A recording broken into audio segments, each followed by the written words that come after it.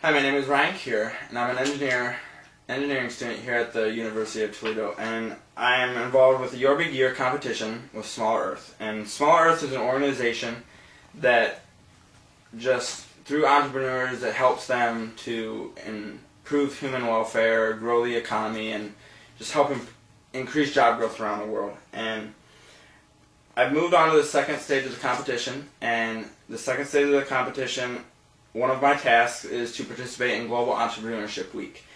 And I'm here with Jim Lang, the president of 5 Feet 20, and I'm just here to find out how he uses 5 Feet 20 to reach out to entrepreneurs and other businesses to just keep God in their workplace and do the things that Small Earth wants to do as well. Jim, I just wanted to ask you, what brought you to start 5 Feet 20, and when did you start it?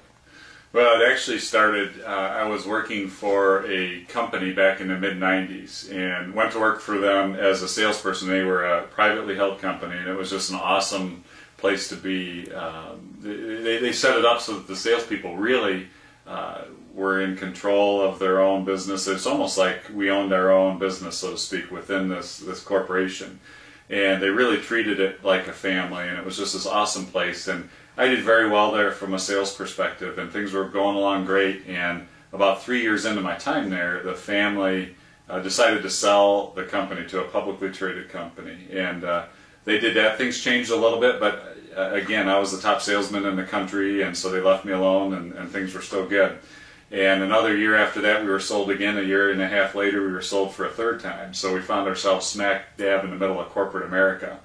And in the midst of that, our parent company decided to bring in a new guy to be our president, to run our division. So they brought him in from the outside. And he and I hit it off right away. He liked me, I liked him. He said, "Hey, Jim, I want you to be my VP of sales." And I said, "Hey, thanks, but no thanks. I've got a pretty good gig going here. I don't want to mess that up." And he kept after me for 3 months, and I kept saying no. And about 3 months into this, and him just persistently asking me, I just had this little voice in the back of my head that said, "Lang, if you're going to grow, you're really going to have to step out of your comfort zone here and take this." And so I decided to do that, and it was shortly thereafter that we started to not hit our numbers. And so he got all sorts of pressure from the corporate side, because Wall Street frowns on it if you're not hitting your numbers. And that quickly ran downhill, and I found out that he truly believed in the old adage that the beatings will continue until morale improves. And it became the most horrific work environment I've ever been a part of. And he was really a tyrannical leader.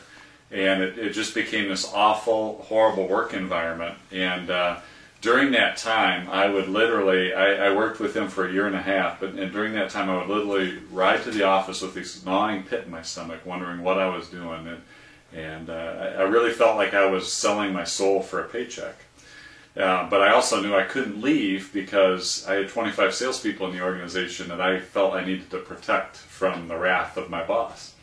So in December of 2003, I was sitting in church, and our pastor was preaching about the birth of Jesus, and obvious topic around Christmas time.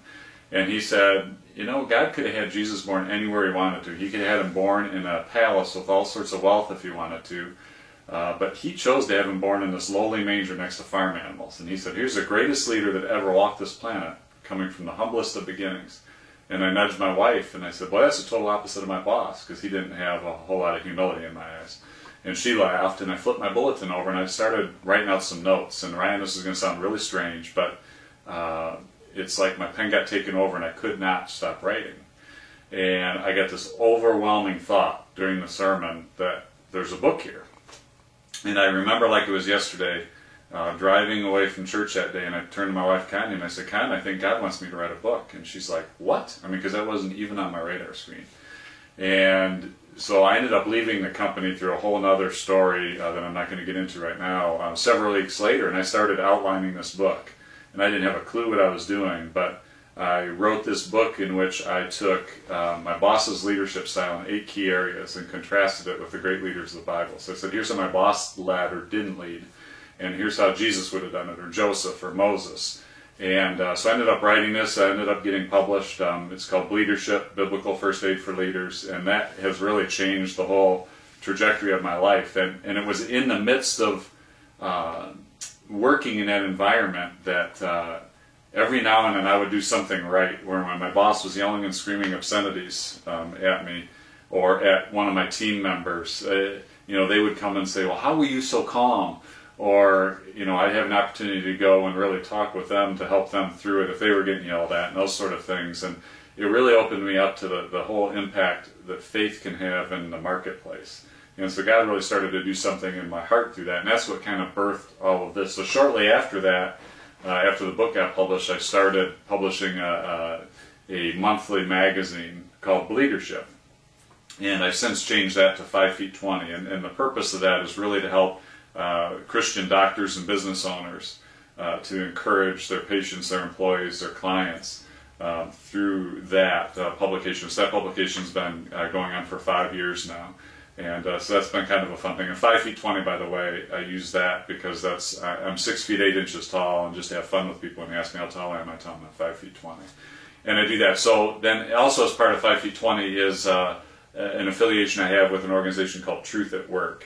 And we work primarily with Christian business and ministry leaders in the area through roundtable groups to really help them to grow their organization in a God-honoring way, while at the same time help them to grow personally and spiritually.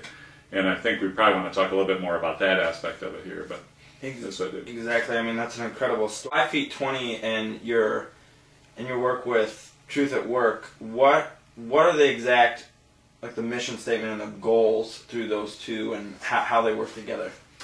Yeah, I'll talk primarily just on the Truth at Work side. The Truth at Work side is to really change the way America works by bringing the good news of Jesus Christ to the marketplace. And that that kind of meshes very well with what 5 feet 20 is about, and that's really providing business leaders and doctors an opportunity to really share their faith in a non-threatening way while encouraging their employees, patients, etc. So they really work very well together. Doing those things does almost exactly what Small Earth wants to do as well. I mean, doing those things, would you agree that it helps improve human welfare around the world and improve the economy and just help job growth in general?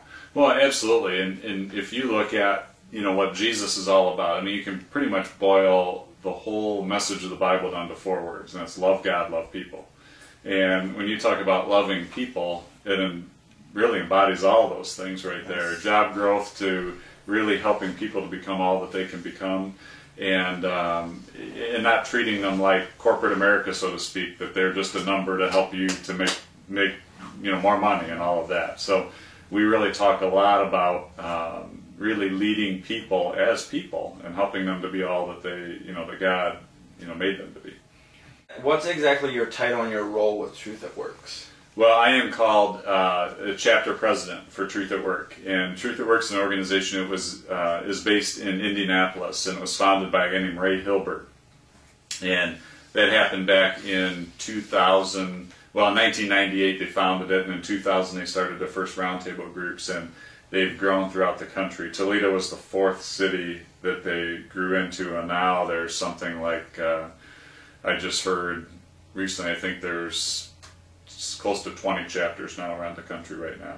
So, and probably close to 500 members participating. We have close to 60 members here in the Toledo market. You spoke a lot about, the goals and how the Bible and God's Word comes into play with your work.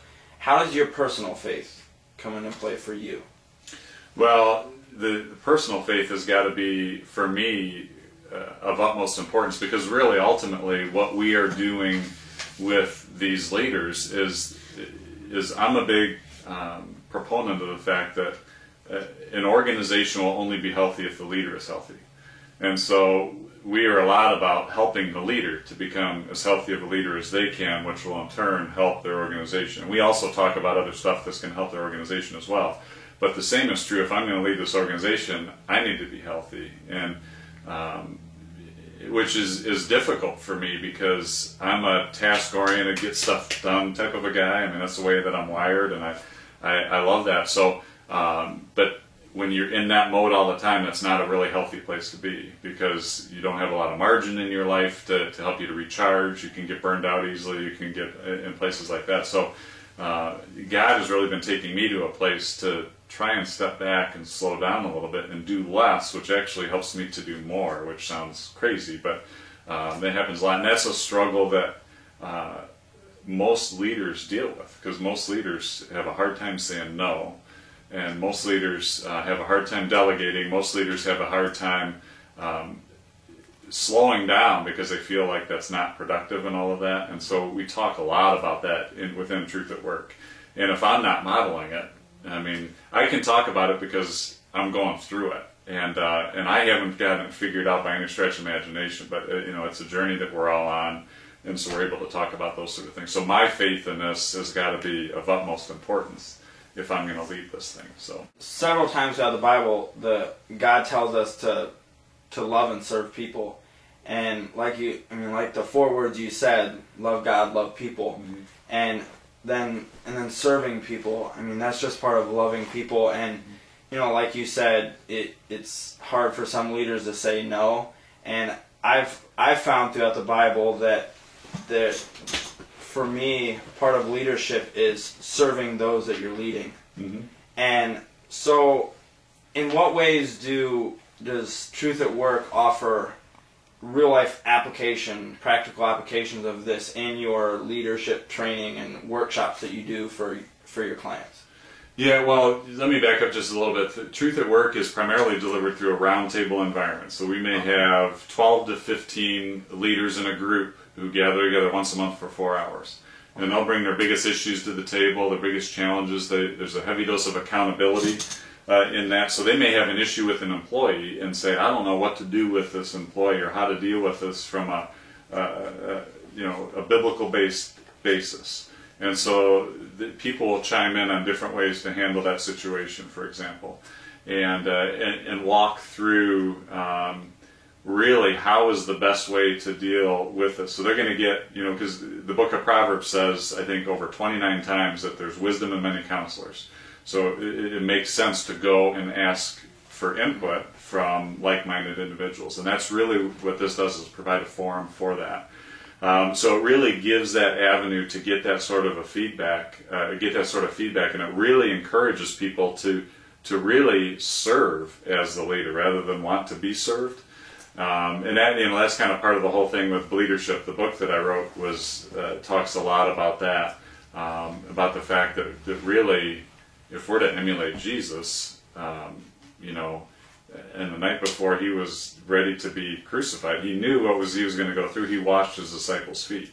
And if that were me, I probably would have said, hey, guys, I'm going to the cross for you, so will you wash my feet for me? I mean, that's probably the way that I would think of it, Most humans would think. Right. And so that's kind of what he models, and really the whole idea with leadership, and the reason that the title is leadership is because as leaders, we need to really shed blood for our people. We need to have our bacon in the fire for them. And so that's kind of what we try to model.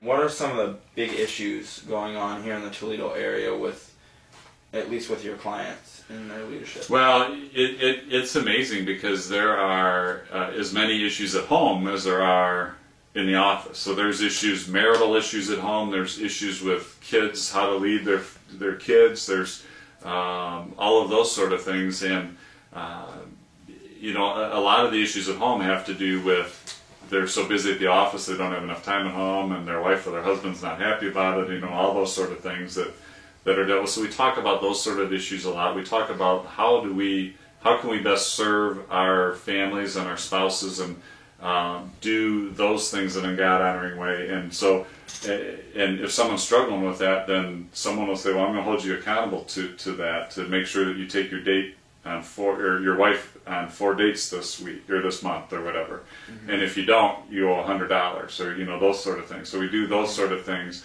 And then from a business perspective, probably one of the biggest challenges that a business owner has in dealing with employees is this whole concept of stewardship versus servanthood. because as a Christian business leader, you feel like you want to serve your employees. Well, sometimes we get that all out of whack as a business leader because we let people then take advantage of us. So who aren't really doing their job and are hurting the organization, but we say, oh no, to be a good Christian, we need to kind of keep them and we need to do all these sort of things. Well, the other half of that is God has entrusted you with these people, with this organization, and He's expecting you to get a good return on that. And there's a whole parable of the talents in the Bible which talks about that. So He's expecting us to do the best we can with what He's given us. Well, the whole organization as a whole, you have this stewardship responsibility, and if you look at it from that perspective and say, I've got this employee who's really hurting the overall organization, I probably need to separate from that employee for the betterment of the organization. And so that's a tension, though, because you have that. So that's a struggle that's talked about a lot. You know, when do we fire an employee versus when do we coach them through and help them through? And so that's a challenge that happens quite a bit. So it's usually relational stuff that we're dealing with, probably more than anything. Do you have any clients that their businesses are on a global aspect, that they do business around the world or all over the United States? No, absolutely. Yeah, we have some that do nationally. We have some that also do international sales as well. And we have some that have one employee; they're sole proprietors. So it's ranges all over. We have from a one employee company to companies with several hundred employees. So in all points in between. Then we have some pastors who are involved, because they're leading an organization also. So it really varies. We have ministry leaders who are involved. Are there any specific events, or other than the roundtables that are currently going on, are there any specific events currently going on in, Northeast or Northwest Ohio and Southeast Michigan?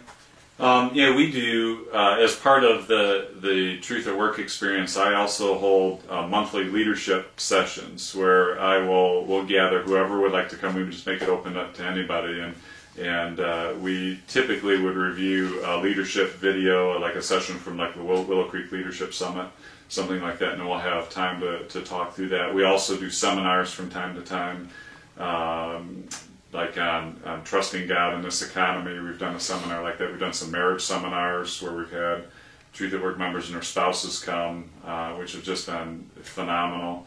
And we've done, some things along those sort of lines. And we're planning some upcoming things right now. I'm planning actually a retreat weekend on really developing intimacy with God and helping to develop what our purpose is. Because I've heard it said that the two greatest days in the life of anybody are the day you're born and the day you realize why.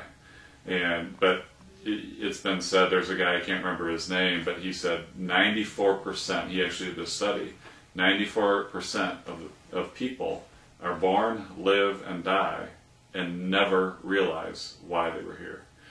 And that's really a shame, because when you get that why, that it changes everything. And so we're really about trying to help people to discover that as well. And oftentimes with a business leader, it's as much changing the focus from saying, okay, I'm in business to make money, versus, well, why has God entrusted you with these people in this business? Is there a bigger purpose than you making money? And getting them to see, oh, yeah, these people here are my sheep, my flock, so to speak. When Peter, after Jesus' resurrection, Jesus asked Peter 3 times, do you love me? And each time, Peter said yes, and Jesus said, well then, feed my lambs. Take care of my sheep, feed my sheep. That's what he said those 3 times. And so I look at a business leader as somebody that has sheep that they can influence, and they can do this. So it's really kind of helping a business leader to view it from that perspective, which really changes their whole purpose. And when that happens, by the way, and then that can filter out to these, let's say they've got 40 employees, and all of a sudden these 40 employees start to discover what their purpose is, and they start to do that, well then think about how that spreads out into the communities. And the great thing about this is, from a perspective of a marketplace or about a region, is that, Billy Graham has said that the next great move of God is going to be in the marketplace. not in the church, in the marketplace. And if you think about Jesus, the majority of his time, I think only once or twice, he actually, of the recorded things in the Bible that Jesus said, were said in a synagogue. Every other message that he gave were in the marketplace or had a marketplace context. So pretty interesting. I think it's going to play a vital role in transforming our cities and transforming our regions and nations. In your opinion, with our personal passions and goals and desires, what is, and our relationship with God, what's the best way through entrepreneurship in the marketplace to portray those passions and those goals to, as entrepreneurs, to be better innovators and to drive economic growth and just to help human beings around the world? Well, I think, if I understand your question correctly, I think what's going to happen is I believe, and some people might look at me like I have three heads, but I believe in the coming days, meaning weeks, months, years, whatever, I believe God is going to start giving witty inventions, ideas, and things to his people. And I believe it's going to be through that relationship with God. And I've started to see that in my own life. As I have slowed down and as I develop an intimate relationship with him, in those times of rest with him, or when I get my best ideas. I used to think I had to hunker down and work real hard to get ideas. But I'm finding it's the opposite. So it's out of that relationship. And as my relationship goes stronger with him, I start to get more ideas, more clarity about that stuff, and business ideas start to happen. I've got a friend who is just getting these business ideas like crazy as his relationship grows closer to God. And so I think that helps the whole entrepreneurship thing and starts to get that engine going, so to speak. I really appreciate your time, and I really appreciate what you're doing, even whether I'm involved or not. And I know you're really serving God, and you're really just trying to love God and love people, and you summed it up in 4 words the best way, better than I could. And I really appreciate what you're doing, and I thank you for your time. Well, my pleasure. By the way, I didn't sum that up that really. Jesus summed it up pretty well. I mean, he does that pretty well, and he doesn't need any help from me in that. But I appreciate it, and I appreciate all you're doing too, and I know great things are in store. So thank you so much. Thank you. You're welcome.